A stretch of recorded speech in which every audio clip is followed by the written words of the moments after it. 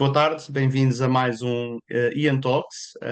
Desta feita, esta é a nossa série de atualização sobre as nossas perspectivas para 2024, que foram publicadas no Spotlight.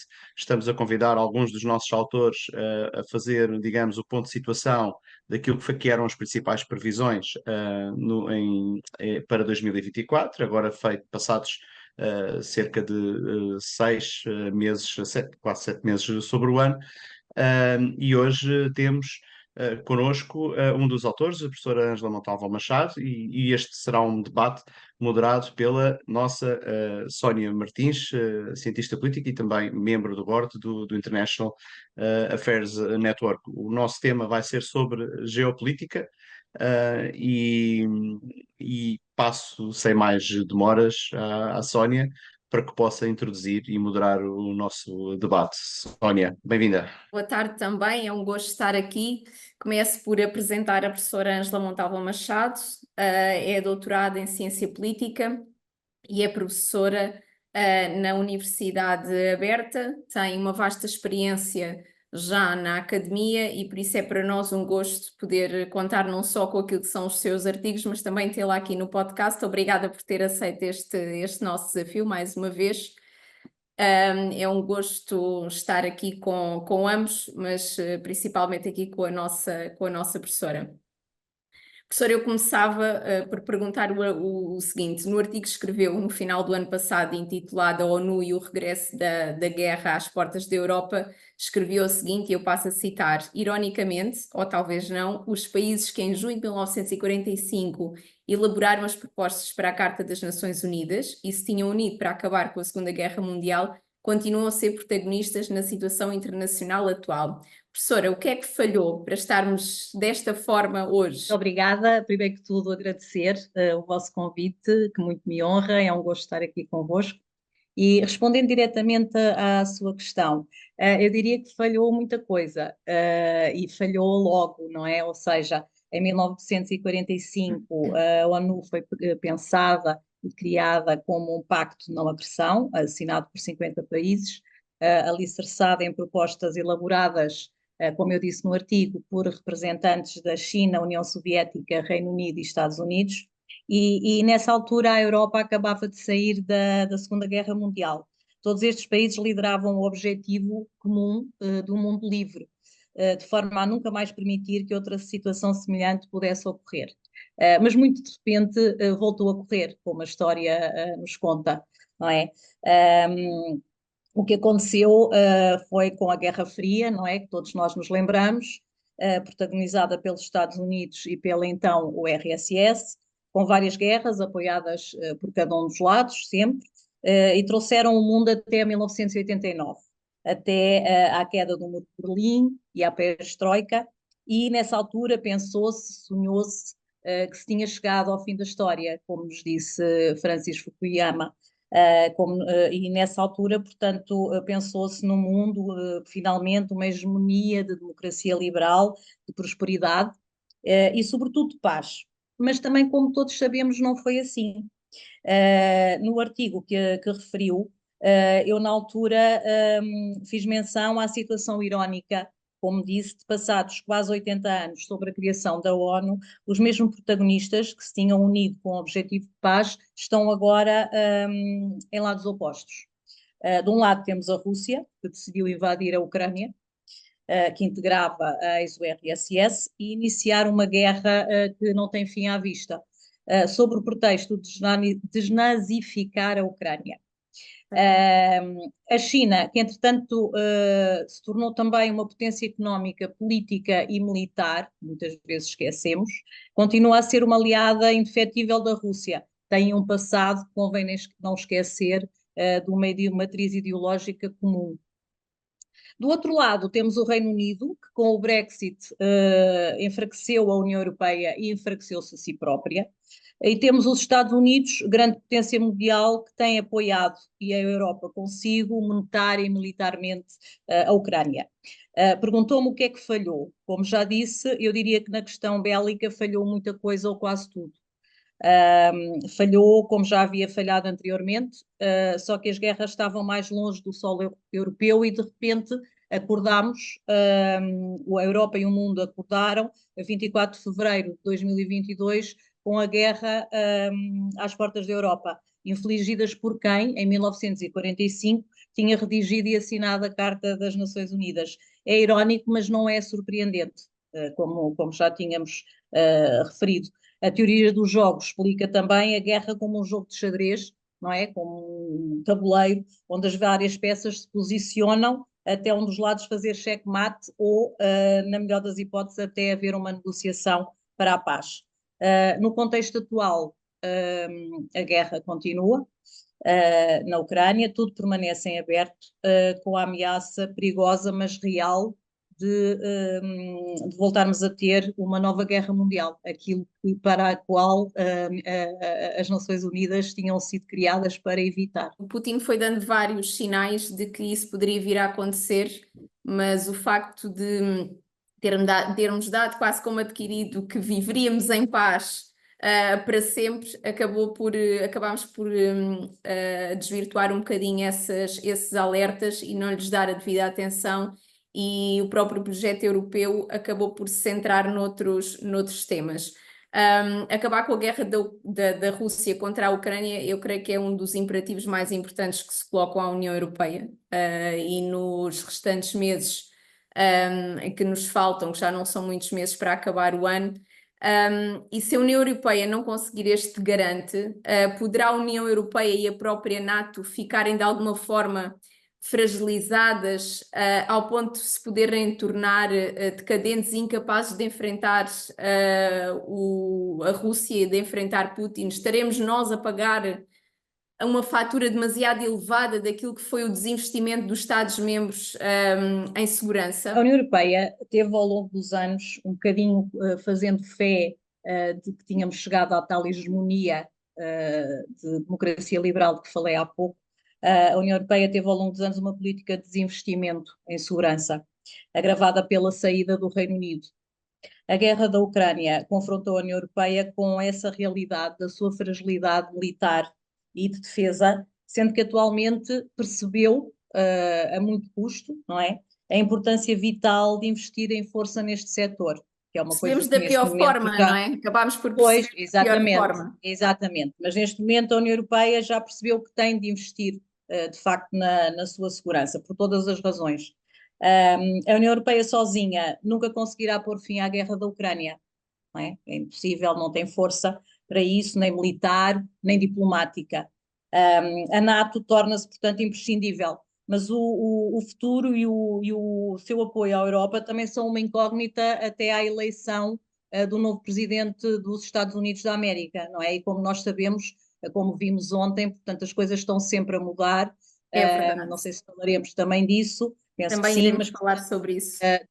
depois também me pronunciarei sobre isso, mas portanto é tudo uma incógnita de facto até sabermos exatamente o que é que vai acontecer. Respondendo diretamente à sua questão, estamos seguramente a pagar a fatura de um desinvestimento na segurança dos Estados-membros. Esta segurança também trazia aqui um peso orçamental para os Estados-membros demasiado elevado, e com todas as crises que fomos atravessando também do ponto de vista financeiro, fizeram-se opções.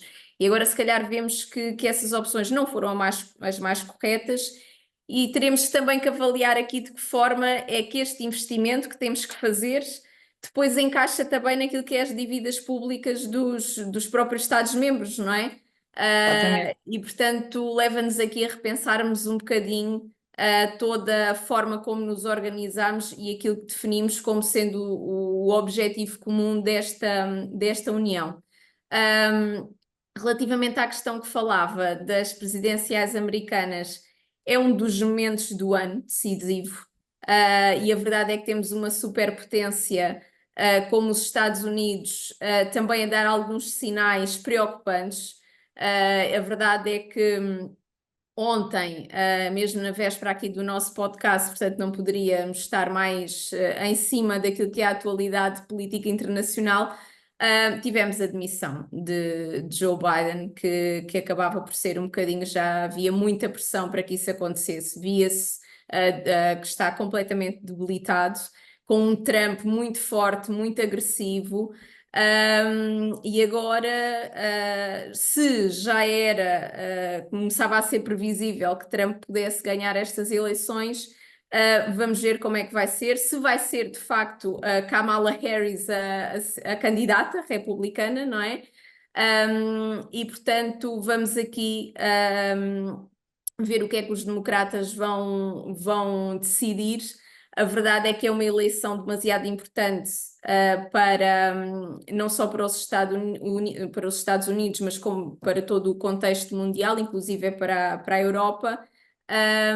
E será que, com todo o preconceito que ainda existe em muitos estados, uma mulher negra terá aqui alguma hipótese de vir a derrotar Trump? E se Trump ganhar as eleições, diz-nos que acaba com a guerra na Ucrânia. Aliás, terá feito um telefonema já junto do presidente Zelensky, dando-lhe essa nota. Agora, a que custo é que poderá terminar a guerra na Ucrânia? E gostava aqui de perceber um bocadinho aquilo que é a sua percepção e a sua análise sobre estas questões. Neste momento, apesar da demissão ontem de Joe Biden, eu acho que neste momento as casas de apostas, se pudermos dizer assim, apostarão praticamente tudo na eleição de Donald Trump, não é? Embora a máquina eleitoral americana, como nós sabemos, uma máquina muito poderosa, talvez a mais poderosa do mundo, pode revelar grandes surpresas. Até novembro muita coisa pode acontecer, não é? De qualquer maneira, até ontem nós tínhamos um presidente, como disse muito bem, um candidato a presidente, Donald Trump, muito forte. Penso que menos agressivo, apesar de tudo. Penso que o atentado acabou por suavizá-lo e moderar também a forma como ele se apresenta ao eleitorado, não é? Portanto, penso que mesmo aqueles que anteriormente achavam que nunca iriam votar Donald Trump, quando ele passa de agressor a vítima, o passam a ver com outros olhos e, portanto, com uma forte possibilidade de votar nele, mesmo para quem não tinha pensado votar.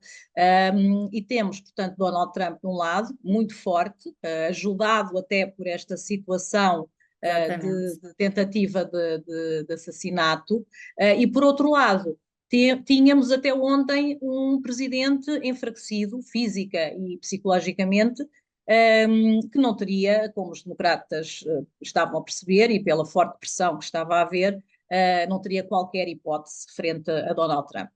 Neste momento, a nova candidata, ou aquela que se pensa que será a candidata apoiada pelos Estados Unidos, porque também ainda não está, pelos Estados Unidos, pelo Partido Democrata, que também ainda não está definido, Kamala Harris, a verdade é que até agora ela tem também ainda um handicap, ou seja, Biden não lhe deu muito protagonismo, portanto ela não é muito conhecida.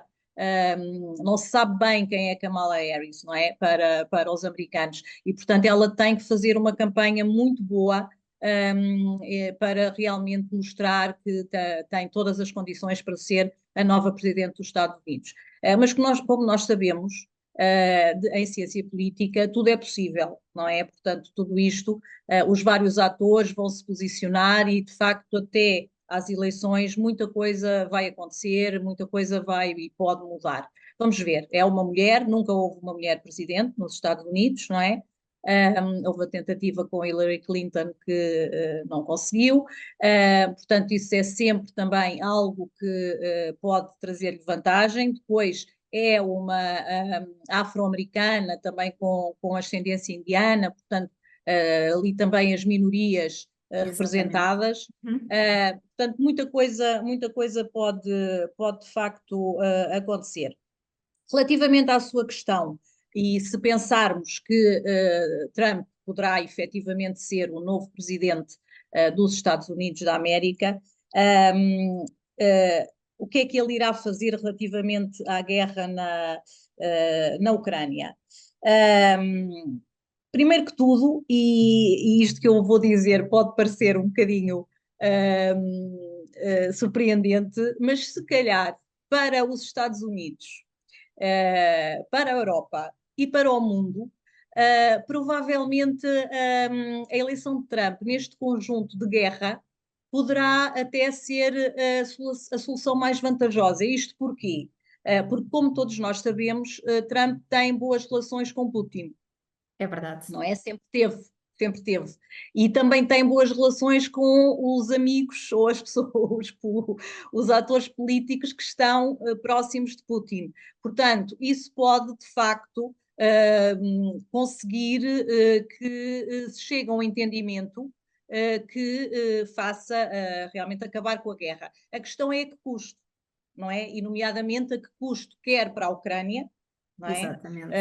Quer para a própria Europa, porque também convém lembrar que Trump ameaçou que quem não estivesse disponível, os países membros que não estivessem disponíveis a contribuir para a Aliança Atlântica, que ele também não estaria disponível, não é? Os Estados Unidos não estariam disponíveis, a própria NATO não estaria disponível para defender esses países, nomeadamente até terá incentivado, até terá dito que quem não paga, portanto, o próprio Tal e Putin qual. podia invadir esses países, não é? Indo contra, portanto, o próprio tratado que prevê, no seu artigo 5º, julgo eu, que um país invadido é como se todos os outros países tivessem sido invadidos, todos os países que fazem parte que integram a NATO.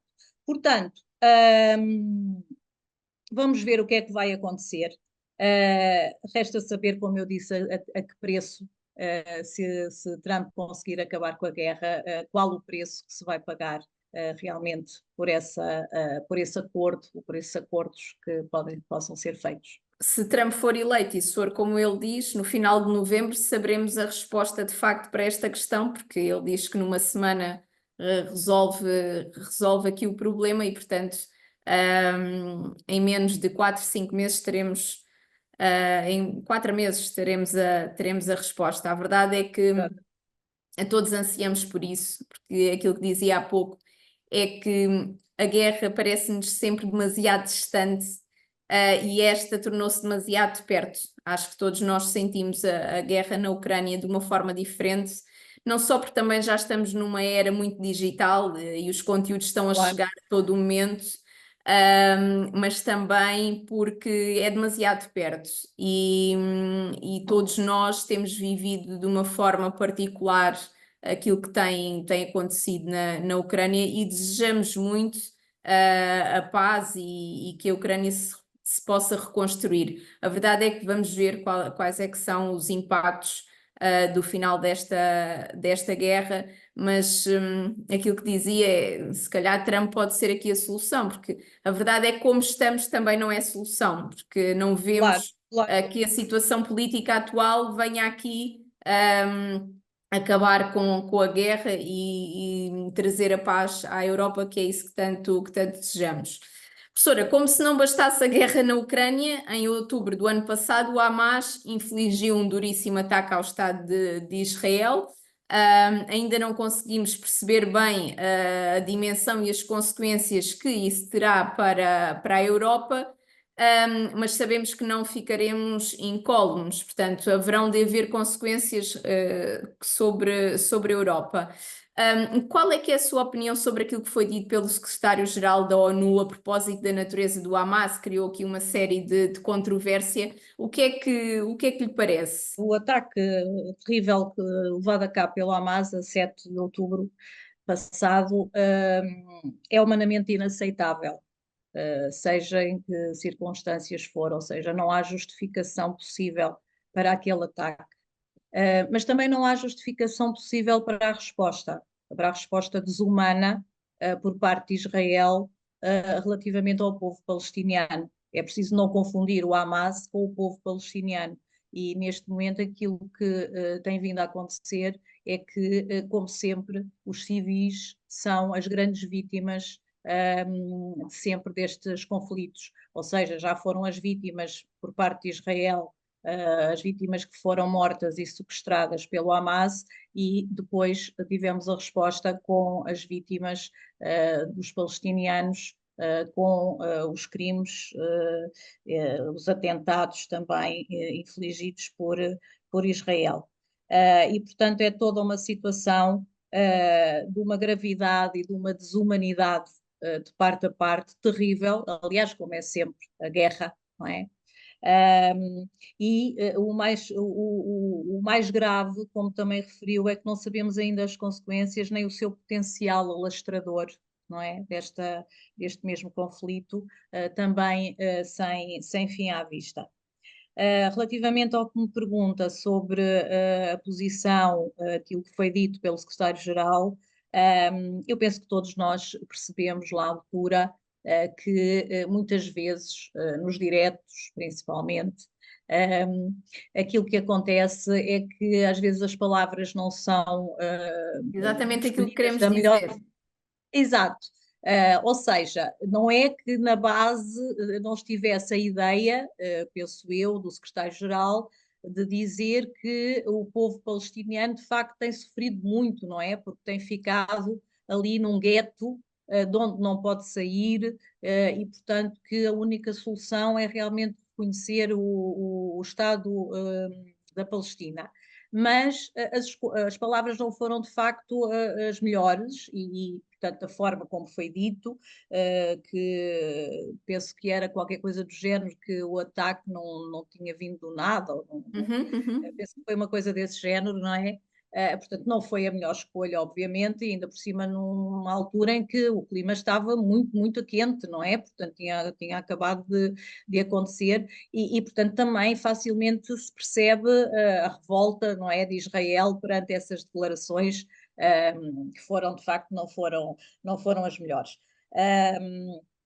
De qualquer forma, toda a gente percebeu na altura e neste momento, não é, que não era dessa forma, não era essa forma, nem era com esse conteúdo, não era uma justificação, obviamente, que o secretário-geral estava a querer fazer, não é? Porque não há justificação possível, como eu disse, para aquele ataque horrendo que aconteceu, não é? Por parte do Hamas. Portanto, é impossível justificar uma coisa que não tem justificação e que é desumana e inaceitável. Portanto, penso que foi só realmente, foi uma má frase, foi uma má frase. Até porque o momento internacional também está cada vez mais intenso, e a verdade é que as organizações também não estão elas a dar talvez a resposta que gostariam de dar nestes momentos, e depois acaba um bocadinho sob pressão às vezes Exatamente. a expressar-nos O mal. secretário-geral depois justificou exatamente aquilo que queria dizer, não é? E obviamente que não era branquear Sim, de alguma veio forma nenhuma reconhecer o isso. ataque, não é? Exatamente, exatamente. Nenhuma, claro. Nem podia Professora, ser. perante todos os desafios que a Europa tem pela frente, e talvez seja o momento mais duro desde a fundação daquilo que é o projeto europeu, de que forma é que, de facto, a Organização das Nações Unidas pode ser um garante da paz e um contributo ativo para ajudar a União Europeia nesta missão? Precisa a ONU também de se repensar? Como referi no artigo do fim do ano passado, a ONU teve sempre a tarefa ingrata de mediar, não é?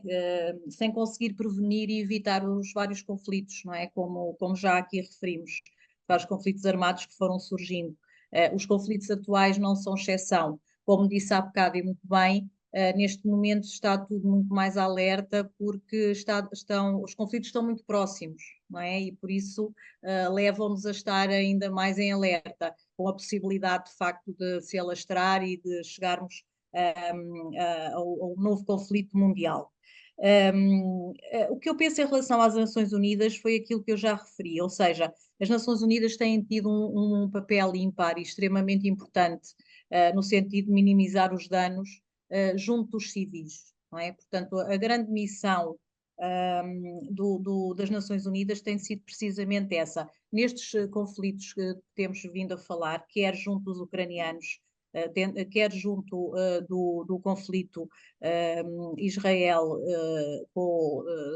contra o Hamas, aquilo que as Nações Unidas têm tentado fazer, e com sucesso no plano humanitário, tentou por um lado mediar o resgate dos reféns israelitas, e também estar na defesa dos direitos humanos dos civis palestinianos. Esses civis palestinianos, volto a frisar, não podem ser confundidos com o Hamas, não é? E esta é uma tarefa extremamente difícil no presente quadro das relações internacionais e destes conflitos em curso, Portanto, no fundo, as Nações Unidas têm um papel de sobrevivência para estas pessoas que é vital, não é? Portanto, é mesmo isso. São, no fundo, a única âncora que pode permitir que não se dê uma catástrofe ainda maior do ponto de vista humanitário. E, portanto, o que eu penso em relação às Nações Unidas é que nunca é demais salientar o seu papel único, fundamental e decisivo na proteção, desenvolvimento e bem-estar mundial, não é? Destas populações e dos mais carentes, contribuindo ativa e decisivamente para a sobrevivência de milhões de pessoas na maior missão humanitária que as Nações Unidas têm, que é esta missão de paz, não é? Se me pergunta, imagina outra parte dos conflitos, na parte dos conflitos de facto não tem sido bem sucedida, mas provavelmente é muito difícil também que isso pudesse ter acontecido e possa acontecer. Mas como eu disse no fim do meu artigo, volto a dizer que, como disse Kofi Annan um dia, se a ONU não existisse, teria de ser inventada, porque de facto ela é indispensável, principalmente para estes civis que estão completamente desprotegidos e que só as Nações Unidas, através das suas várias agências, programas e fundos, são o único garante de sobrevivência. Tem feito aqui um trabalho extraordinário, no fundo, para assegurar aqui algumas condições básicas e mínimas junto destes povos, que, como dizia há pouco, são sempre quem paga a fatura, Claro. principalmente os civis destes conflitos, e a ONU acaba por garantir aqui, dentro das possibilidades e das condições em cada um dos territórios, algum bem-estar, pelo menos no ponto de vista de tentar a segurança, a nutrição, e de facto é demasiado importante. Professora, de facto temos aqui, vamos a meio do ano, portanto resta-nos, já passámos um bocadinho o meio do ano, portanto os próximos meses também serão decisivos e demasiado importantes, e como nós sabemos, e como dizia há pouco, em política e na ciência política e nas relações internacionais, o que é hoje não é amanhã, e portanto será interessante no final do ano até podermos voltar a falar sobre estes temas, porque haverá com certeza aqui novidades e temas de análise. Resta-me agradecer-lhe por ter estado connosco e por ter partilhado connosco aquilo que é a sua visão daquilo que vai acontecendo neste momento na Europa e no mundo. Muito obrigada. Muito obrigada a todos e estarei sempre disponível. Obrigada, Muito obrigado, professora. professora.